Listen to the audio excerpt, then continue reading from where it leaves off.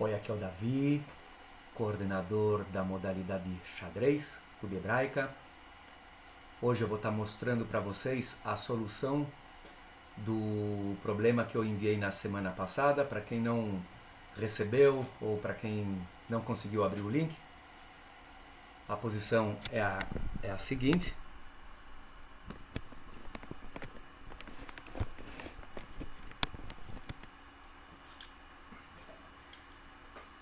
Esse é um estudo, um famoso estudo, brilhante estudo, que data do ano de 1895, conhecido como estudo ou posição de Saavedra, onde as brancas elas têm um rei na casa B6, um peão na casa C6, e as pretas têm um rei na casa A1 e uma torre.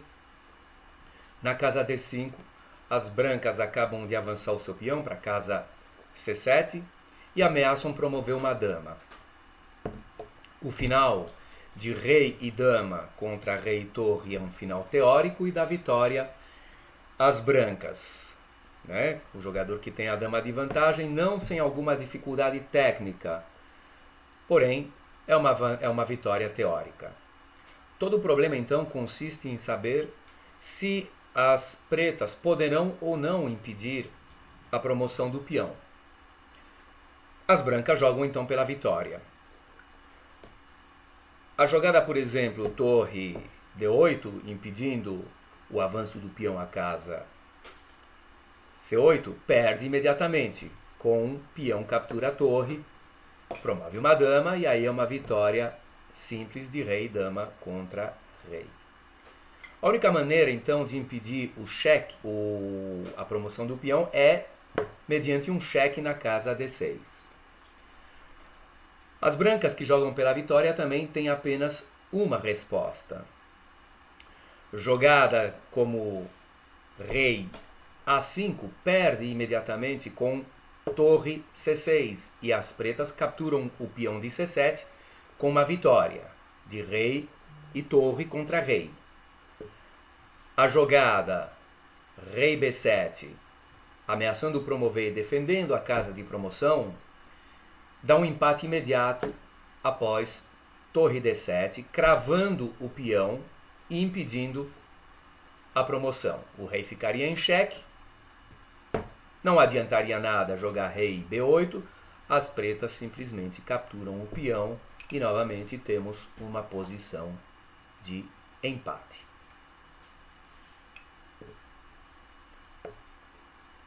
Portanto, após torre D6 cheque, a jogada rei B5. Existe também a tentativa da jogada rei C5. Essa é uma situação um pouquinho mais complexa que as explicadas anteriormente, porém, as pretas dispõem de um recurso. Novamente a ameaça de promover uma dama. As pretas jogam a surpreendente jogada torre D1, ameaçando torre C1 e capturando o peão na sequência. Aliás, o recurso de jogar a torre D1 sempre que o rei se coloca na coluna C vai persistir ao longo da posição da explicação. Então, torre D6 cheque, rei B5, torre D5 cheque, rei B4, como eu já expliquei, rei C4, vocês já podem imaginar qual é a jogada. Sempre o recurso de torre D1 com ameaça de torre C1. Branco joga rei B5, rei B4, torre D4 cheque, rei B3, torre D3 cheque e finalmente a jogada rei C2. E agora sim, já não é possível jogar torre D1. O rei controla a casa. As pretas ainda fazem uma última tentativa com a belíssima jogada torre D4. Então, o que acontece se as brancas finalmente promovem o peão à dama? brilhante jogada torre C4 cheque, ameaçando a dama, obrigando a dama captura C4. Surge então uma posição de rei afogado e o resultado é empate. As casas B1 e B2 controladas pelo rei branco e a casa A2 controlada pela dama. Para quem não sabe a regra, o empate por afogamento se dá quando na sua vez de jogar, no caso as pretas, o seu rei não está em xeque e não existe nenhuma jogada legal no tabuleiro. Para exemplificar isso, vou colocar um peão preto na casa G2, sendo a vez das pretas. As pretas agora se estariam obrigadas a avançar o seu peão, por exemplo, o peão promove a dama e, para sua infelicidade, as brancas jogam dama A4 e é checkmate. Ou seja, nesse caso, a presença do peão preto é desfavorável às pretas. Voltando então na posição anterior, após torre D4, obviamente que se o rei ataca a torre simplesmente volta para D1. As brancas fazem uma subpromoção. A subpromoção significa promover uma peça diferente da dama, que é a peça de maior valor. Torre, bispo ou cavalo. A ameaça agora que surge é torre A8, cheque, única.